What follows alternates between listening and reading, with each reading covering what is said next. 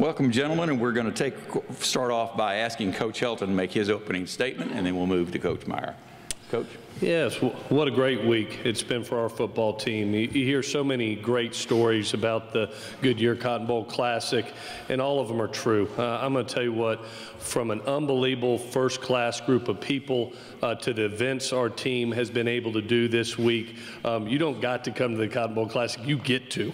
And we have been absolutely blown away as a team this week. It's been a great week of preparation for our guys to have the ability to be in AT&T Stadium for 3 days and get some really good work in the venue that you're going to get to play in. That doesn't happen too often. So a wonderful week. Couldn't not be any better for our players and our coaches, and we look forward to playing a great Ohio State football team this Friday night. Thank you, Coach. Coach Meyer?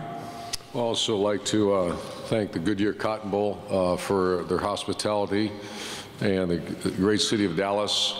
Much respect for the city of Dallas. And the two groups I really want to thank are the players. You know, we're two conference champions playing against each other, and I don't think that should ever be lost in the conversation piece of what college football is really all about. So I know Coach Helton feels the same about his squad. They went out and won the Pac-12 championship, and the Ohio State Buckeyes went and won arguably the most difficult conference and division in college football. So thanks to everybody, but really a special thanks to our players that got us here to play in this great game against a great team, two traditionally very strong programs that I'm sure the country is going to look forward to watching this game. So thank you. Okay, we'll take questions from the floor, and I want to remind you there will be no one-on-ones. Once the coaches are released, they're going to leave immediately, so you can't talk to them anymore after we do this. So if you have a question, we'll start off on the front right here. We'll bring a microphone over, and again, your name and your affiliation, please. Coach Meyer, Kevin Baxter from the LA Times. You talked about two conference champions, the tradition, and everyone remembers Ohio State and USC, those great games at the Rose Bowl when they're both conference champions. Now you're at the Cotton Bowl. What does that say? The tradition lives on, just in a different location? It sure does. You know, this is the fans, and really America wanted the playoff, and I think it's great. We've been in the playoff twice, and it makes every game count, obviously. And I have never been to the Rose Bowl. That's the one bowl game I've never been to. So hopefully get there someday. But this is, you know, this is a great bowl game. Traditionally, it's been. I was here in 1987 when Ohio State played Texas A&M, and then we were here for the BCS, or not BCS, College Football Playoff Championship a couple years ago. So. I think it's what the fans want. Fans wanted to have a playoff. Fans wanted, and it's worked out great. It's still, what's the great thing about this is you're going to see the Pac-12 champion against the Big Ten champion on a great venue, and that's what college football. That's why college football is so strong right now. We got a question about halfway back on the left side in the middle. Jerry Fraley, Dallas Morning News for Urban. Urban, you've set a very high standard since you've been at Ohio State.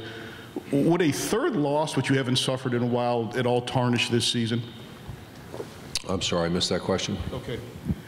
Jerry Fraley, Dallas Morning News. Right. Since you've been at Ohio State, you've set a very high standard of excellence. Would a third loss, which you haven't suffered in quite a while, at all tarnish this season? Sure it would. I think our job is to go win the conference championship and go win a bowl game. So I'm not sure tarnish is the right word, to be disappointed and move on to next year. I think as I grow a little older and more experienced, I'm not going to let, you know, we're going to move forward. We don't look back. And so we're going to do all we can to go win this game. Got a question on the outside aisle. Coach Helton, if you would just talk about the Ohio State team that you're playing, some of the things you've seen and your observations of what has made them such a good team. Yeah, without question, the most complete team that we've faced. Extremely well coached on both sides of the football. I look at it defensively, and the number of opportunities you get are few because they're able to get off the field. You know, only giving up about 290 yards a game, 19 points, and the depth is what stands out to you, especially on the defensive front.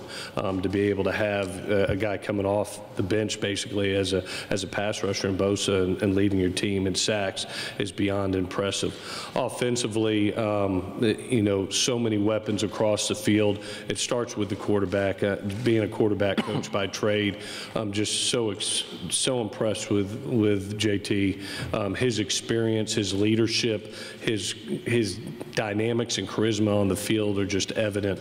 And to be a guy that can rush for 700 yards, but still, you know, be a 3,000-yard passer, that's pretty darn special. And then you got to try to stop J.K. and Mike along with that, with about 6 receivers that are as good as anybody in the country. So a very complete football team, a very well-coached football team. We'll have our hands full Friday night. We have a question on the aisle, right here. Bill Livingston, Cleveland Plain Dealer. Urban, kind of following up on that, I know you said a lot about JT right here. In a short, succinct way, now that he's back in his home state playing his 50th and final game, what would you like to see? What would you like to say about him? Well, JT, as we got ready to play the Big Ten Championship, you know, he in 2014 was injured and wasn't able to hoist the trophy in Indianapolis. That's when Cardale Jones took over. The following 2 years, we didn't accomplish, went to the playoff, but weren't able to win the championship. So JT was able to do that, because I still think at the end of the day, quarterbacks are all measured. I think yards are great and et cetera, but how you really are measured as a quarterback is how many championships you won. So I really wanted to see him get that championship, and then to now be an opportunity to win the Cotton Bowl championship. So JT's done it all for us. Now it's an opportunity to close out his career in his home state and say he's a Cotton Bowl champion. Question on the second row on the left side. Adam Grossbart, Dallas Morning News. Clay, can you talk about how Sam Darnold has developed over these past 3 years? Yeah, just I think anytime that you're in the realm of being a quarterback in Los Angeles, California, in that type of media market, being watched on a daily basis, and you handle it with the class and character that that young man has, I think is beyond impressive. Not only has he grown and matured as a quarterback, but to see his maturity as a person is just evident. And I'm in agreement with Coach Meyer as far as quarterbacks are back there, and they're all measured by winning football games. And, you know, not only JT but Sam, both these two kids, and when they go out there, they're just winners. They find ways to win for their team, and every time that Sam's had that opportunity, when it's been the bright lights on the brightest stage, he's accomplished it. So he's one of those guys that when you go through your career, you only get few opportunities to coach a guy like that. We've been blessed to be able to coach Sam Darnold. Got a question on the aisle on the Austin Ward. Yep, Austin Ward, Land of 10. Urban, there have been some reports that you may have found a 10th assistant coach to hire early next month. I don't know if there's anything official on your end, but what is that position going to do for your program? What's the value of adding one more staff member, and is there a plan in place for the next couple weeks? Not really. There's been some conversation. There's nothing been finalized. I'm like most college coaches are trying to figure out how this is going to work. And I just want to do right by Ohio State. And we usually have transition. I think we're going to escape that this year. But yeah, I'm like most of the coaches that right now are just trying to put that puzzle together and do the very best for our university and our program. So I got some ideas, but there's nothing been finalized, and we'll certainly wait till after the bowl game. Question right next to him. Tim May, Columbus Dispatch. Urban, how much time have you been able to spend on evaluating Dwayne Haskins Jr., Joe Burrow, and Tate Martell this preseason? Because obviously in the spring it's going to be a huge battle. Sure is, every day, and excited to watch them go. I really respect all three players, and that's the kind of depth that you need. We saw what happened several years ago when some third-string quarterback jumped in there and did pretty good for those final 3 games. So they all have somewhat different skill sets, which is a little bit of a challenge for us, but it's also a lot of fun to go coach those guys, and they've been outstanding the last few weeks, because we've been given a lot of reps too. And I usually keep the young guys afterwards, let the old guys go in and keep the young guys out, and we practice some extra reps during bowl practice like we always have. And you realize how good those 3 guys could possibly be. Got a question on the front right side. for Urban. Bill Rabinowitz from the Columbus Dispatch. A little bit along the same lines. A lot of this bowl preparation has been about looking at younger players. You're going to have a lot of turnover next year. Who are the young guys that have kind of caught your eye that have developed during this bowl prep? See, Bill, I just don't, I've never looked at it, this bowl preparation is about going to win a game. You know, I hear people say, well, it's all about developing young players. That's not what we do. Now, I'll keep some guys afterwards and work with them, but bowl preparation is about going to play a team that if you're not ready, they'll beat you and beat you bad. So I want to make sure that no, bowl preparation at Ohio State's about doing everything you possibly can to go win that game. Now afterwards we work with some young guys, but that's not what bowl practice is. I hear coaches say that sometimes, and I disagree with that. This is a game. This is an opportunity to go win a game that against two conference champions. So I just always try to stop that when I hear that. Well, bowl preparation is about development of young players. Not necessarily. I mean, we're going to try to go win a game. If we develop young guys along the road, that's our job. So that's part of it. Question on the outside left. Coach Helton, we see the sack numbers about your defense. If you would talk about what makes your defense so special. I think one, I'm very fortunate to have Clancy Pendergast as our defensive coordinator and what he brings to the table on a weekly basis. I think he's done a great job of fitting our personnel within his system, and to take young men like Uchenna Nwosu and Rasheem Green. It's not just one specific guy. It's a host of 5, 6 guys, and somebody shows up different each and every week. I think our kids truly believe in the system. They approach each game with a sense of enthusiasm because they know it's ultra aggressive, and that's Clancy's personality. But it's a bunch that has really bought in together, work together, compete together, and celebrate together. I've never seen a bunch that's so happy for the other guy when he makes a play, and they kind of feed off each other. They had a huge challenge coming into this year. They wanted to make a statement because the numbers were down a little bit a year ago, and they really took it to heart, and credit them and credit their coaches. I think they've done a wonderful job this year. Question on the front right. Joey Kaufman, Orange County Register. For Clay, has you gotten any clarity with Porter and Jack Jones going into this game? It seems like Porter still hasn't been able to do much. Yeah, Joey, I don't think Porter's going to be able to go in this game. And then, Jack is battling an ankle right now. It's day to day. He's got limited work this week. We'll see again today and then tomorrow in warm-ups. I think it'll be more game time decision. Got a question on the aisle, left side.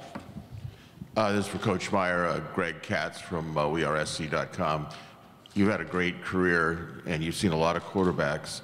Who does Sam Darnold most remind you of, and what is the greatest challenge for your defense in dealing with him?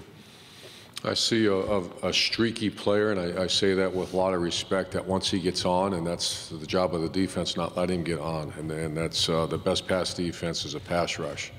But I see a winner. I see a young man that's going to go down as one of the winningest quarterbacks in USC history, and a guy that has got a great release, great size, and enough athleticism to make you pay if you're not secure in all the gaps. So excellent football player.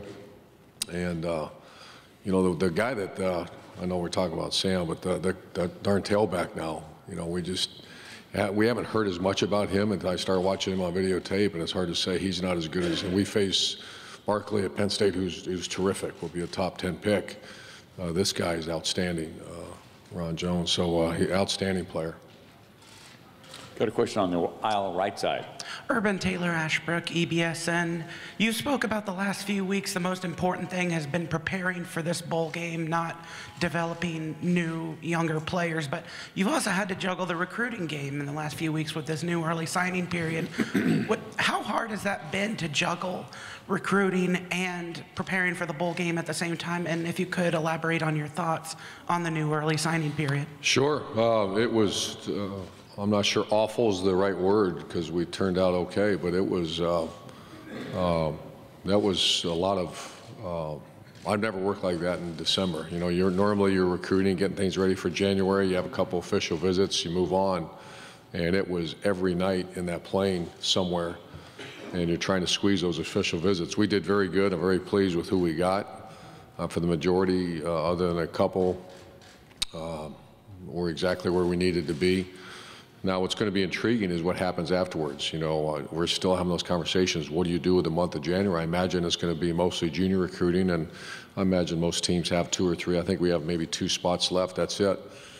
And but it was very difficult, and more difficult on our coaches than me, because you know, and our players. We had a very mature team. There's been a couple practices where we only got 5 or 6 guys there, and trying to schedule that. So at first I was very much opposed to it. I think it's remained to be seen.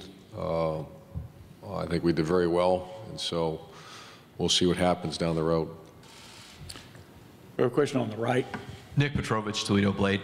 Clay, I had a question about both of these 2 programs have players that are talented enough to consider the NFL after 3 years. But now with the signing period in December, how do you plan a roster when you don't know who's staying or going, since the deadline is in January? Yeah, it's a little bit of a guessing game, and your numbers are built on that. I think one of the things that happens, especially at a place like USC and Ohio State, is you're competing for the best players across the country. And some of those players aren't going to make their decision until February. That's what we've seen. So you have to do a great job of not worrying about filling out, hey, numbers and saying, hey, the midterm signing date, let's go sign all 25 guys. You better get the best players for you and your group. So I thought, when you look back at what we were able to accomplish this past signing period, very happy with it, because we were able to get the guys that we felt, one, fit our systems, but extremely talented individuals, but still leaving ourselves numbers to be able to go compete for the best of the best come February. And those guys are still out there and still on our radar, and battles that we need to win. So it is a little bit of a juggling act, a little bit of a guessing game. But when for the first time through, I was extremely pleased with how it went for our football club. We have a question about halfway back on the right side. Doug Lamarice, Cleveland.com. Urban, great quarterbacks are hard for everybody to defend, but when you see Deshaun Watson in the bowl game last year, Baker Mayfield this year, are there any just lessons learned about they're going to make plays, but is there anything better you guys can do, or your defense can do to try to handle the elite quarterbacks like this? Oh, certainly there is. You know, early in the season, we were very young in the back end of our defense, and they were much improved. If you remember Indiana, the first half of that game, too, it was a mess. But you had to replace 3 starters in the back end of our defense. They've really improved and played much better as the season went along. So to answer your question, are there things that we can do better? Of course there is. The best pass defense, though, always keep in mind, is somehow getting your hands on that quarterback and disrupt him. Sam, if you give him time with the receivers they have, you won't stop him. That's not going to happen. And you can't design a coverage that's going to take away these excellent receivers in a top 2 pick in the NFL draft. It's the ability to disrupt a quarterback, make him reset his feet, make him move, get a hand on him. That's going to be key to this game. And anytime you face a very good quarterback. In those games, we weren't able to do that. Question on the front, right here in front of us. Wait till we get a microphone. Hi, Clay. Candace Coots, Pac-12 Networks. I want to touch on the tradition of family you guys have at USC, and particularly for you, as you look at your upperclassmen who have helped really elevate the program back to its prestigious level. Rose Bowl victory last year, that was fantastic. Conference championship, you're here today against Ohio State. What do those guys mean to you, and what are you hearing this week as you're here at the Cotton Bowl? Yeah, it's probably what I'm most proud of over our first 2 years here at USC. You know, having been at USC for 8 years, I was always blown away by the Trojan family and what that meant. It is a true family. The kids make fun of me. I must say brotherhood 1,000 times a week, but it is. It's about playing for your brother. I think when you play for your family, you're preaching unselfishness, and you're preaching, hey, the team success is more important than individual success. That individual success is just a byproduct of what we accomplish as a team. So the word family is used over and over and over again. And I think that's where our biggest change has been on our football team, is not worrying about us as an individual, but worrying about us as an entire group and playing for each other. And that's what I'm most proud of. This last game's going to be special. There's a lot of guys that, you know, I've been with now some 5-6 years. It's to see them play their last game in this venue against a great Ohio State football team. Yeah, there's a lot of emotions that go with that. Question on the left side, halfway back in the middle. Yeah, this is for both coaches. As Urban Meyer refers to them, the second uncles who get involved sometimes at this point in the year with players who might decide to be leaving and stuff. Are both of your teams going to be full 100% attendance tomorrow as far as playing the guys who might be leaving, et cetera? And are you surprised by that? Go ahead, Coach. Well, I want to clarify, it's third uncle is a term I use quite often. And those are people that shouldn't have any conversation with anything because they don't know. So I just want to clarify that. Oh, yeah, we anticipate that we'll be full, ready to go play, and everybody's playing. Yeah, you know, I've always thought that it's so special to have the opportunity to play with your brothers one last time. And, you know, the thing that I think each case is in its own individual nature, but I'm so thankful, you know, in this realm of having to make decisions whether to play or not play. You know, we're going into the second year of this, and being able to say, you know what, every guy that has the ability to play is going to be out there playing. This is a big game for both universities and both fan bases. We know how special it is as a team, and I know our kids are really, really excited to be out there. So yes, they'll be out there. I want to remind you, there's no more questions after we shut this down for the coaches. So if you got a question, this is the time to do it. We got a question on the left side, about 3/4 of the way back. Taylor Hetrick, UTA Communications. I was just wondering, you played for your father back in Houston, and you saw his style and influence of coaching. Does that direct your style of coaching and your approach to this game? I learned everything from my dad. My dad's my hero, my mentor, and I still call him 3 times a week. I think any gentleman or any coach that's had over 40 years of experience, both at NFL and college level, and that has that much love and compassion for you, you listen to. And he's a guy that, as a matter of fact, flying in today. I can't wait to give him a big hug. But he's had a lot to do with how he's taught me how to be a husband, how to be a father, and how to raise kids in the college game. So very, very thankful and blessed to have him in my life. Thank you for that question. We got a question on the right-hand side.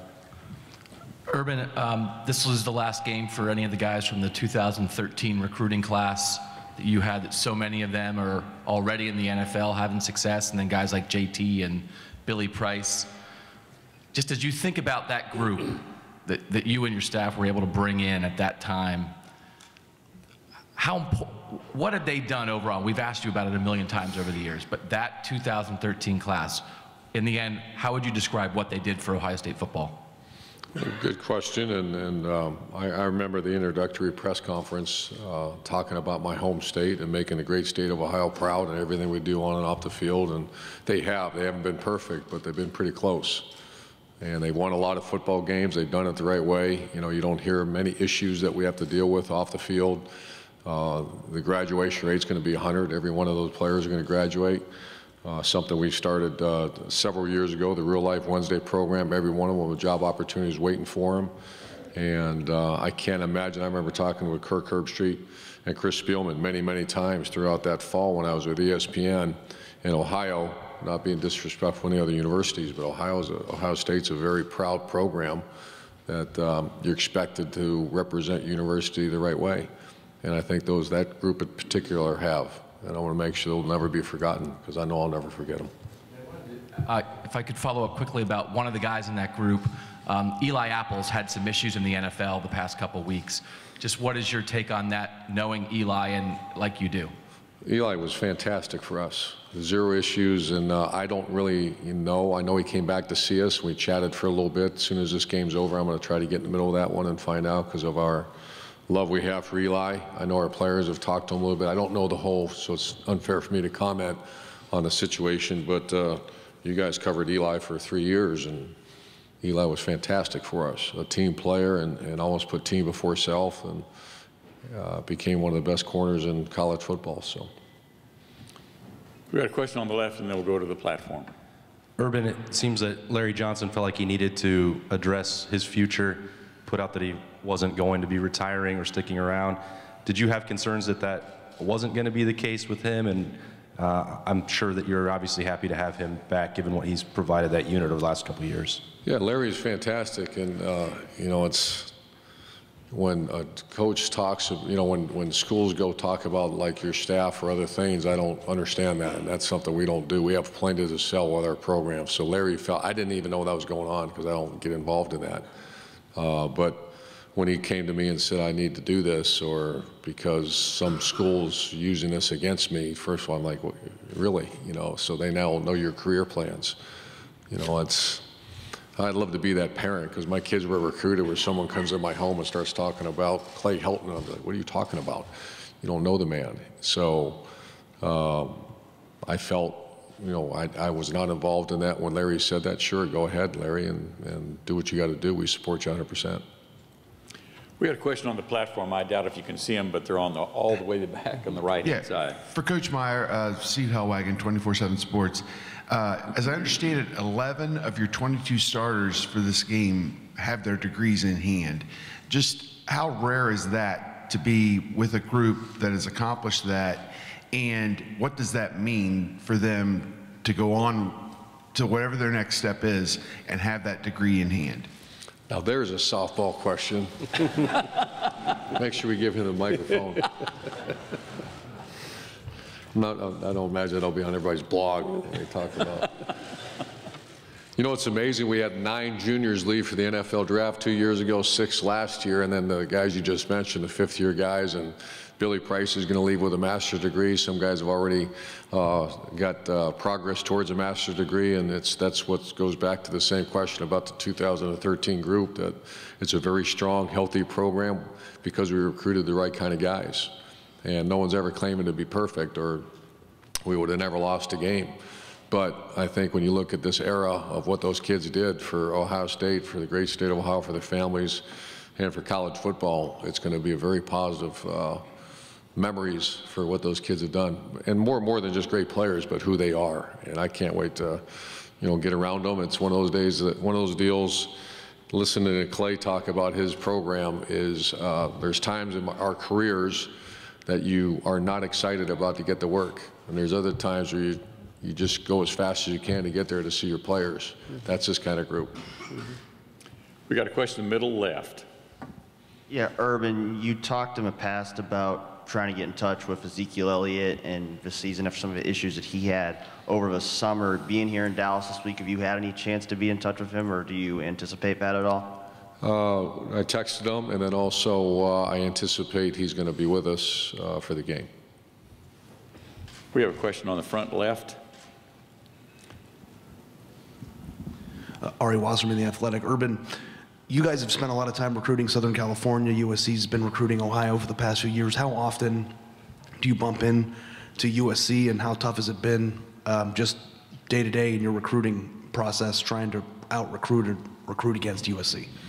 Not very often. You know, I think, you know, that we have our home turf and our footprint, and same with USC. You know, we'll go out there and cherry pick like USC does, and if we believe you're a first-round draft pick or an elite player that has some type of tie, you know, Marcus Ball had a lot of ties to Ohio with his aunt who lives right there in Columbus. Wyatt Davis is a young man that came to play for us who's going to have a great career for us. We anticipate that just had some ties that he just always followed Ohio State. So it has to be a unique situation to travel that far. And so we don't, to say we blanket the state of California, we don't do that. Spent a lot of time in the last few years in Cleveland and Cincinnati, given the way that Ohio State has had a pretty solid track record of keeping their best players at home. Why did you feel it was worth your time or worth USC's time to go up and recruit Ohio the way you guys have? Well, we have the same philosophy as Coach Meyer. You know, to be able to leave the West Coast, one, it has to be a first-round draft pick talent that we feel, and then two, there has to be some type of fit that we feel that we can drag a young man thousands of miles away. Because when we look at it geographically and where we recruit, our study has shown there's 125 Power 5 players signed a year in Southern California, you know, and we're either going to sign those young men or we're going to be playing against them in our conference. So when you look at our breakdown on a typical year of signing 25 men, you know, anywhere from 20 to 22 are going to be West Coast.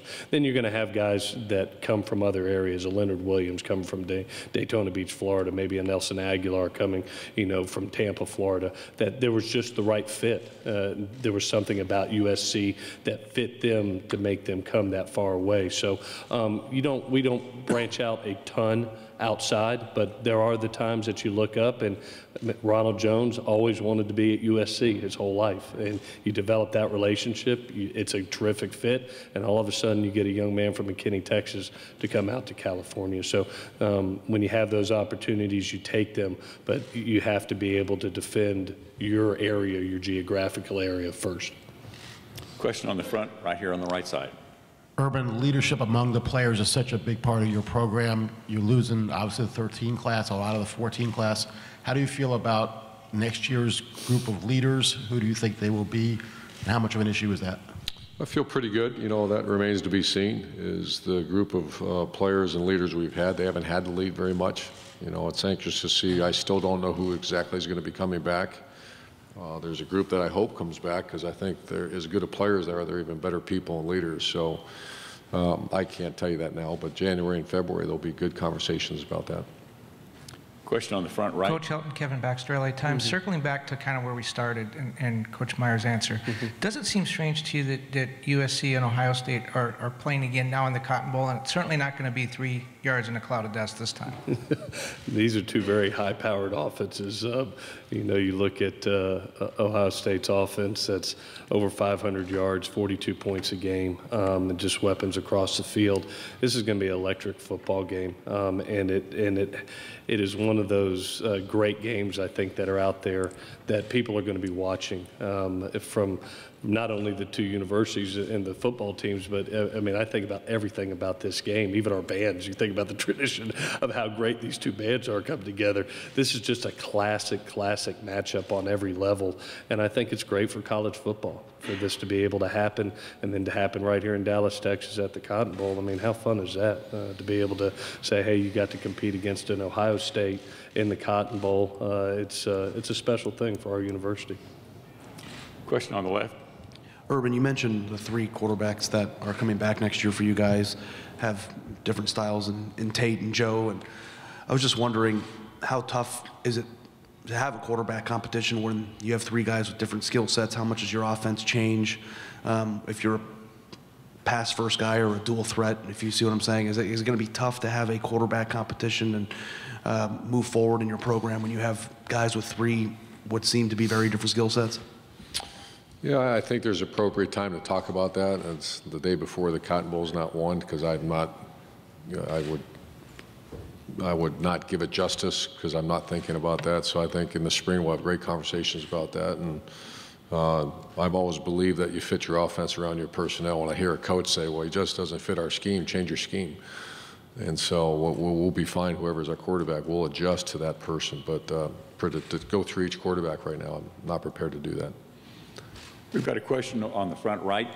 For Clay, Joey Kaufman, Orange County Register. Just, you guys talked this season about how winning a conference title, it hadn't happened in 9 years, was important. So how important is winning this game in terms of making sure there's no sour kind of taste at the end of a season, or having people forget about that just because it's a long off season? Well, I think you approach every game like we have, Joey, and we try to go 1-0 every week, and here's our opportunity to try to accomplish a 12th victory. That's special. You know, a 12th win has only happened 4 times in 125 years for USC football. So to be able to have that opportunity against a great Ohio State football team, it's a very important game for us. It's the next game, and it happens to be our last as a football family. So it is our Super Bowl. It is our opportunity to go out and put our best foot forward.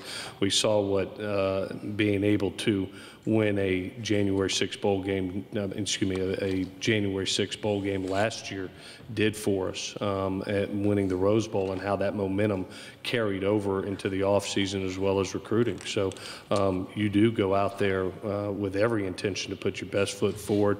I've loved our preparation over the last 2.5 weeks for this game, and hopefully we do. Hopefully Friday night we put our best foot forward and hopefully accomplish our goal.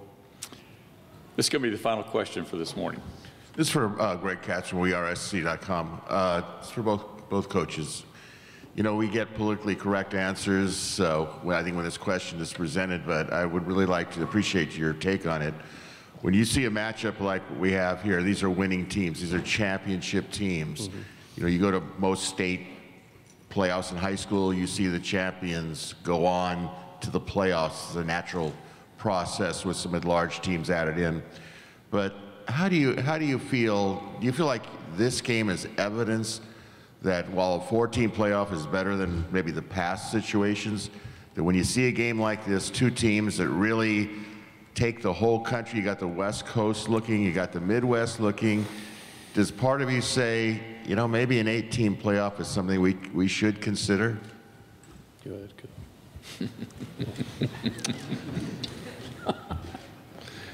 I've been a part of those conversations, and we were in the playoff, and I think the thing to always keep in mind is there's really one group that really counts, and that's the players. Mm-hmm. You start extending this thing, you know, and you're starting to talk about, adding one more game, and it's not just another game, it's two sledgehammers going at each other. So I don't know, I don't see where that calendar would work, you know, where adding, you know, we're on the outside looking in twice. We're in the program, in the playoff twice, and twice we're right on the edge of not being in it. And I think if they extended the playoff, but I don't see it happening. But once again, no one's ever really asked you're the first guy to really ask my opinion. I don't know. I don't see it. I think it's very strong right now, and a lot of televised sports are kind of going down in certain areas. College football is just hitting on all cylinders right now, so I don't know how much I'd change. But. Yeah, the playoff system has been great for our game. You see the excitement that is created over the last couple of years. And, you know, as a head coach, you really don't worry about things that you can't control. And right now we're a 4-playoff team. And you talk about two teams that were in that controversy, you know, and in that discussion right down to the end. And to have the ability to have this game against two really premier teams in the country, that's what you focus on. And then you worry about next year and you try to become one of those 4 teams. You try to take that next step from going from a conference champion to go ahead and being a playoff team. We're close, but we're not close enough right now. Okay, gentlemen, thank you for your comments. If y'all would stand up, we're going to move a few things off the table and let our still photographers first.